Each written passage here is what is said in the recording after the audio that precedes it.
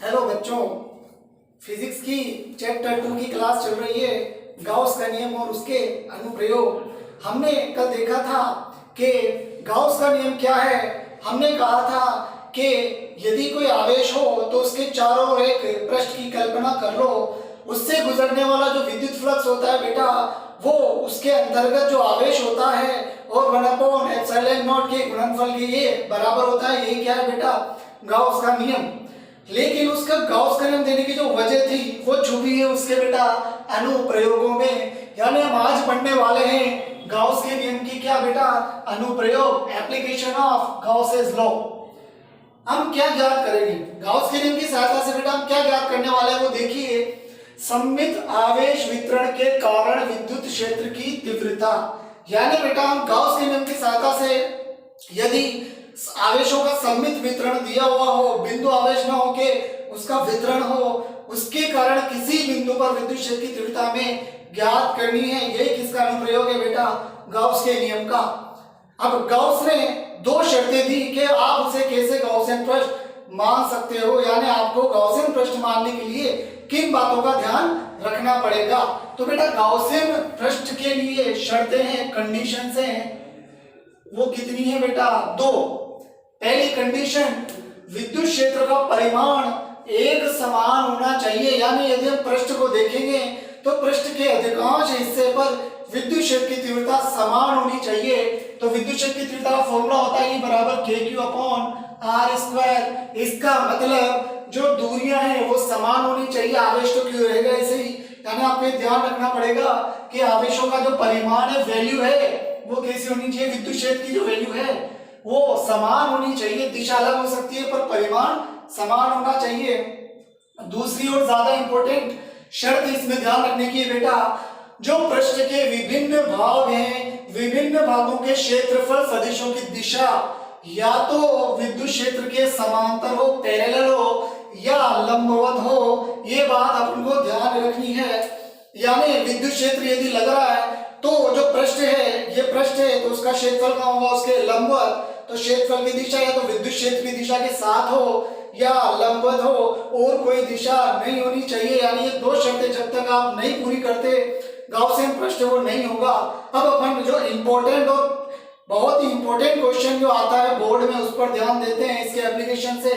पहली और महत्वपूर्ण एप्लीकेशन कहां से शुरू होती है ध्यान दीजिए। तो पहला जो टॉपिक पढ़ने जा रहे हैं इससे रिलेटेड पहला जो एप्लीकेशन है वो क्या है? गाउस के नियम की सहायता से अनंत रेखीय आवेशित तार के कारण विद्युत क्षेत्र की तीव्रता हमें क्या करनी है बेटा? ज्ञात करनी है। एक बार फिर समझो, कोई तार है अनंत लंबाई का, उसकी लंबाई कितनी भी हो हमें मतलब नहीं है। वो अनंत तार कैसा है बेटा? आवेशित है, ठीक है। लेकिन हम गाउस के नियम का इसमें क्या करने वाले हैं? उपयोग। तो हम क्या करेंगे वो ध्यान देना। ये हमारे पास तार है, इस तार की लंबाई वैसे तो अनंत से शुरू होती है और अनंत पर खत्म, लेकिन गाउस का नियम तो परिमित होता है। गाउस का जो पृष्ठ है वो हमें मानना पड़ता है। हम क्या करते हैं, इसकी एक L लंबाई ले लेते हैं और इस L लंबाई का अब आप देखिए कैसा पृष्ठ मानोगे। अब जैसा कि एक रेखा है, रेखा के चारों ओर में कवर लगा दूं तो कवर क्या बनाएगा? कवर बनाएगा बेटा बेलन। क्या बनाएगा? बेलन। तो इतनी लंबाई का मैं बेलन कंसीडर कर लेता हूं, मान लेता हूं, और मुझे करना है इस P बिंदु पर विद्युत क्षेत्र की तीव्रता ज्ञात। इस P बिंदु की दूरी तार से है R। कितनी है बेटा? R। तो मैं बेलन की चौड़ाई इतनी रखूंगा, बेलन की त्रिज्या कितनी रखूंगा? R। तो बेलन की त्रिज्या तो R हो जाएगी। तो बेलन की कैसे हो जाएगा? देखो इतनी ही दूरी इधर और ये बेलन,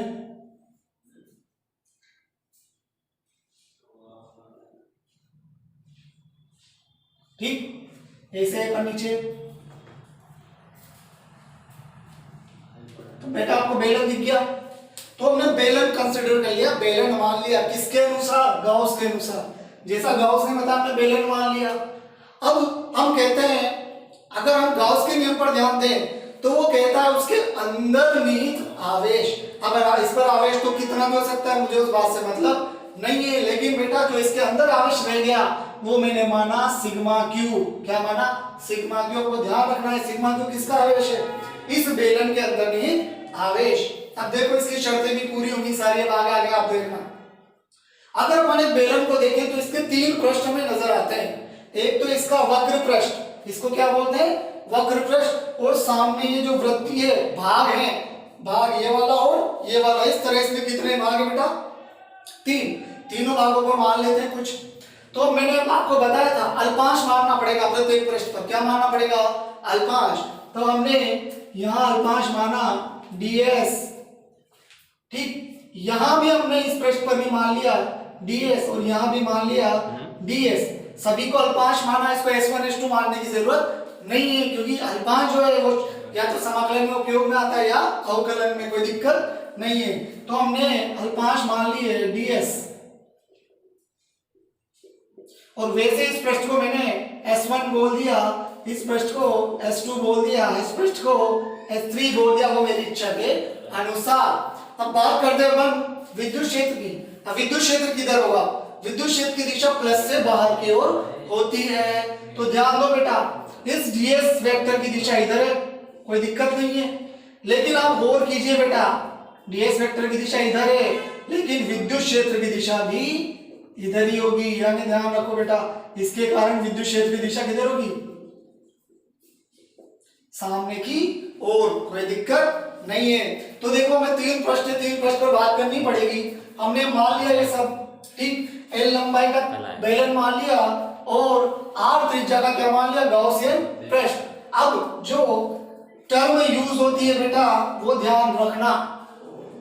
यदि हमें पृष्ठ दिया हो, हमने यहाँ पृष्ठ माना, और पृष्ठ किसके कारण माना, एक लंबे तार के कारण। तार होता है रेखीय, यदि आवेश रेखीय हो तो हम आवेश घनत्व कौन सा लेते हैं, रेखीय आवेश घनत्व। हम पहले पढ़ चुके हैं, रेखीय आवेश घनत्व क्या होता है, लैम्डा, और पृष्ठ आवेश घनत्व क्या होता है, सिग्मा, और आयतन आवेश घनत्व क्या होता है बेटा, रो। जो लैम्डा होता है वो एल लंबाई में गिरा होता है, जो सिग्मा होता है वो s क्षेत्रफल के लिए होता है, और रो होता है वो v आयतन के लिए होता है। और उसमें आवेश मौजूद कितना है, मैंने मान लिया तीनों में कितना है, सिग्मा क्यू। कितना माना, यानी आवेश में आप लंबाई का भाग लगा दोगे तो रेखीय आवेश घनत्व, आवेश में आप क्षेत्रफल का भाग लगा दोगे तो पृष्ठ आवेश घनत्व सिग्मा, और आयतन का भाग, यदि आयतन दिया हो, आयतन में आवेश मौजूद है तो क्या हो जाएगा, v का भाग लगाते ही आयतन आवेश घनत्व। हमारा तार कैसा है, रेखीय, तो हम कौन से टर्म यूज करेंगे, रेखीय आवेश घनत्व। तो रेखीय आवेश घनत्व होता है लैम्डा, कुल आवेश कितना है इसके अंदर, सिग्मा क्यू, और इसकी लंबाई कितनी है, l। तो इसकी लंबाई l मान ली, लैम्डा बराबर सिग्मा क्यू अपॉन l। जब हमें सिग्मा क्यू के मान की जरूरत पड़ेगी तो l उधर ले जाएंगे और सिग्मा क्यू बराबर लैम्डा l में रख दूंगा, समीकरण नंबर 1। अब हमें जो चाहिए वो निकालना है। अब हमें गॉसियन पृष्ठ से गुजरने वाला क्या निकालना है, कुल विद्युत फ्लक्स, क्योंकि गॉस का नियम फ्लक्स ही निकालना है, ठीक है। तो कुल विद्युत फ्लक्स को मैंने बोल दिया फाई। ओके, अब ध्यान दीजिए बेटा, यहाँ हमें तीन अलग अलग पृष्ठ नजर आ रहे हैं, हम एक साथ नहीं निकाल सकते।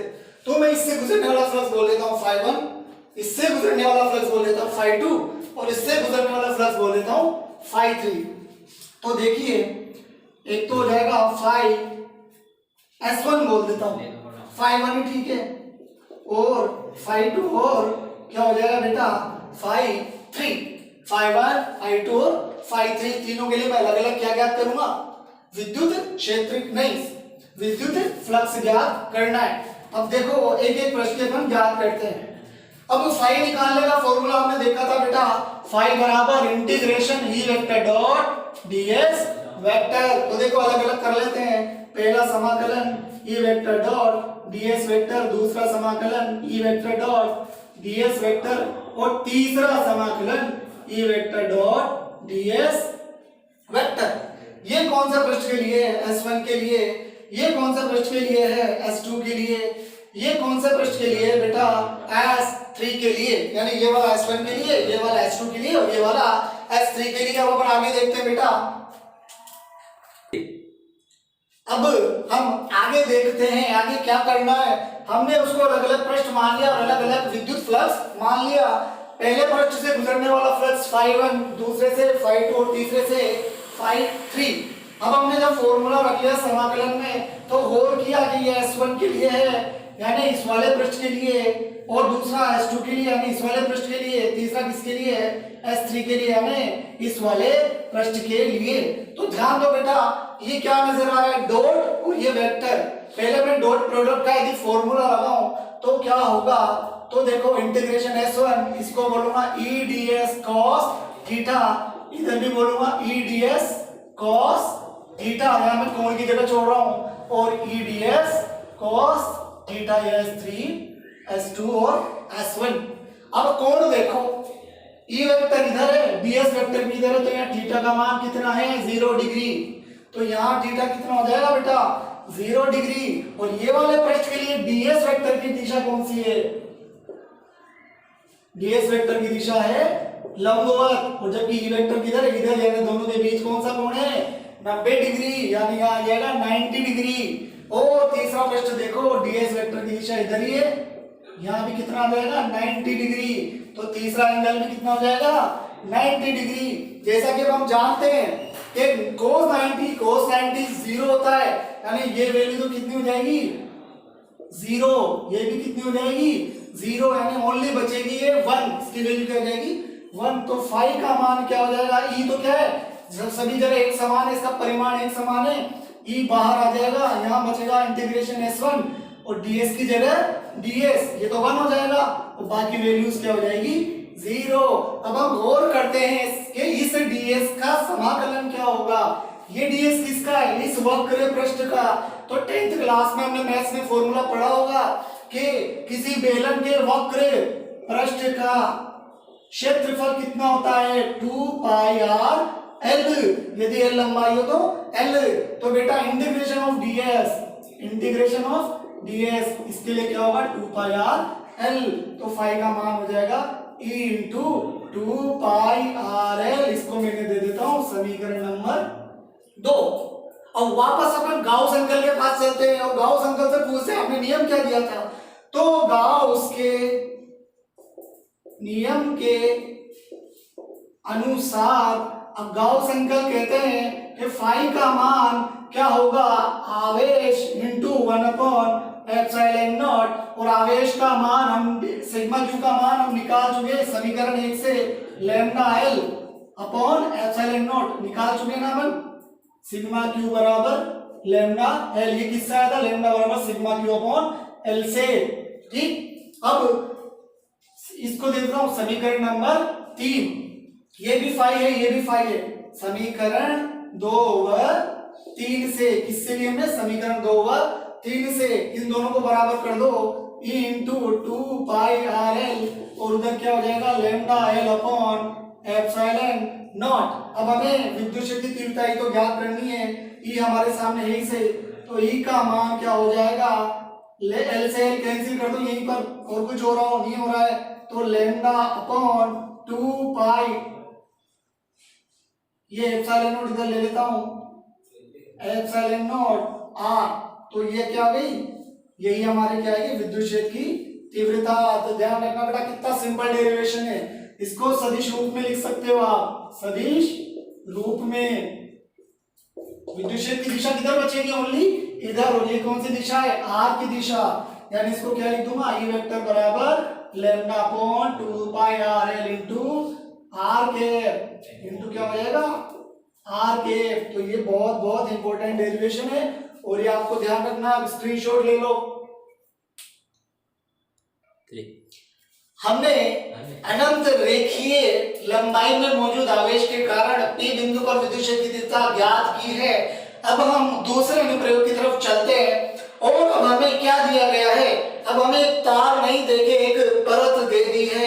परत किसे कहते हैं बेटा ध्यान रखना, परत केवल एक लेयर होती है, उसका एक ही पृष्ठ माना जाता है जो वो बिल्कुल उसके बीचों बीच है। ठीक है, अब हम क्या कर रहे हैं, ये हमने एक अनंत लंबाई की क्या ले ली परत, अनंत को अपरिमित भी कहते हैं। तो जो दूसरा और इम्पोर्टेंट टॉपिक है वो क्या है, अपरिमित यानी अनंत समरूप आवेशित परत के कारण विद्युत क्षेत्र की हमें तीव्रता ज्ञात करनी है। याद रखिएगा बेटा, यहाँ पर कुचालक भी मिल सकता है।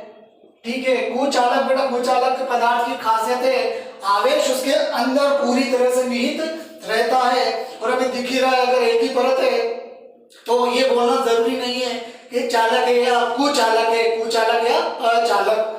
कुचालक होगा तब भी वो परत में होगा और चालक होगा तब भी वो परत के ऊपर ही होगा। परत तो कितनी है, एक ही, यानी अपरिमित समरूप आवेशी चालक परत के कारण विद्युत क्षेत्र। ठीक है, अब हमने क्या लिया, पृष्ठ लिया। पहले हमने क्या नाम में लिया था बेटा, लेमडा। लेमडा यानी रेखीय आवेश घनत्व। अब रेखीय आवेश घनत्व काम नहीं करेगा क्योंकि ये क्या है बेटा, एक पृष्ठ। क्या है, पृष्ठ। तो अब काम करेगा पृष्ठ आवेश घनत्व। पृष्ठ आवेश घनत्व को क्या कहते हैं, सिग्मा। क्या कहते हैं, सिग्मा। यानी हमने मान लिया इस परत का, लेयर का पृष्ठ आवेश घनत्व कितना है, सिग्मा है। और हमें परत से r दूरी पर क्या ज्ञात करनी है, विद्युत क्षेत्र की तीव्रता। अब इसके लिए भी हम इसके लंबवत बेलनाकार गाउसियन पृष्ठ की क्या करेंगे, कल्पना। अब सवाल ये उठता है इसमें कैसे गाउसियन पृष्ठ बनाए।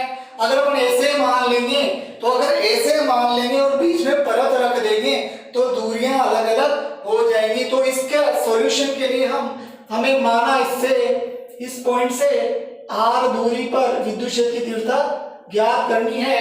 ठीक है, तो हम ऐसे न मान के ऐसे एक बेलन मान लेते हैं। हमने एक बेलन का हिस्सा यहाँ पर काटा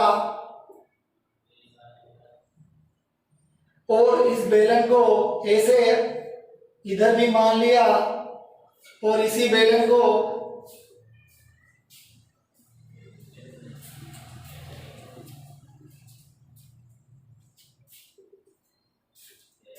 इधर भी मान लिया। अब देखो इसमें भी तीन पृष्ठ हैं। मैंने इस पृष्ठ को S1 बोला, इस पृष्ठ को S2 बोला और इस पृष्ठ को क्या बोला, S3। ध्यान देना एक एक करके। और विद्युत क्षेत्र की तीव्रता आप जानते हो, अगर इस दिशा में मैं बात करूं तो ये वेक्टर है, सभी में हमें वेक्टर ही लेना है। तो अब हमें क्या ज्ञात करना है, विद्युत फ्लक्स। तो मैं कह सकता हूं कि परत के कारण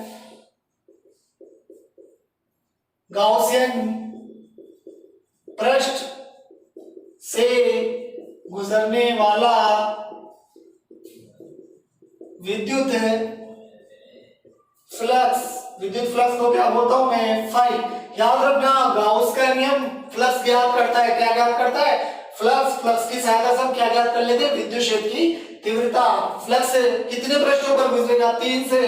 तो मैं बोलूंगा phi1 plus phi2 plus phi3, same जैसे हमने पहले काम किया। ठीक है, अब ध्यान देते हैं। फाई बोला integration of E vector dot ds vector, कोई दिक्कत, integration E vector dot ds vector plus integration E vector dot ds vector, ये S1 के लिए, S2 के लिए और ये S3 के लिए। अब देखो फाई बराबर इंटीग्रेशन S1 ई ds कोस प्लस ई ds कोस प्लस ई ds कोस। कोणों को देखो, ई वेक्टर इधर है और ds यदि मैं मानूं तो ds वेक्टर भी उधर है, यानी यहाँ पर थीटा बराबर कितना, 0 डिग्री। यानी इस पृष्ठ के लिए थीटा कितना हो गया, 0 डिग्री। इधर देखो इस प्लस के कारण विद्युत क्षेत्र की तीव्रता बाहर की ओर, और यहाँ यदि मैं ds वेक्टर मान लूं, ds मान लूं तो ds की दिशा भी इधर, यानी यहाँ भी थीटा कितना, 0 डिग्री। यानी यहाँ पर भी थीटा 0 डिग्री। अब इसका क्या होगा, ये वेक्टर इधर है, s उधर है, यदि मैं यहाँ ds मानूं तो ये कितना हो गया, 90 डिग्री। तो यहाँ cos 90, और आप जानते हैं cos 90 कितना होता है, 0। यानी ये वैल्यू क्या हो जाएगी, 0। फाई का मान क्या होगा, S1 e ds plus S1 e ds। मैं इसको आगे बढ़ाता हूं। अब मैं क्या देखता हूं, e बाहर निकाल दूं, कोई दिक्कत नहीं है। e का मान क्या है, कांस्टेंट है। यहां भी मैं e को क्या कर देता हूं बेटा, बाहर निकाल देता हूं। ओनली बचा समाकलन ऑफ ds, समाकलन ऑफ ds। अब यहां पहले से थोड़ा परिवर्तन करेंगे। हम मानेंगे कि ये जो क्षेत्रफल है जो मुझे दिख रहा है ये वृत्त का, इस क्षेत्रफल को इसको मैंने एस माना, और आप जानते हैं बेलन के दोनों जो वृत्तीय भाग हैं उनके क्षेत्रफल समान होते हैं, तो इसका क्षेत्रफल भी क्या हो जाएगा एस, और इसका क्षेत्रफल इनमें क्या मान लूंगा एस। तो देखो इंटीग्रेशन ऑफ ds s1 के लिए और इंटीग्रेशन ऑफ ds s2 के लिए दोनों बराबर माने मैंने s, क्या माने s, ध्यान देना। तो मैं फाई बराबर क्या लिखूंगा es प्लस es, और फाई का मान हो जाएगा 2es, ठीक है।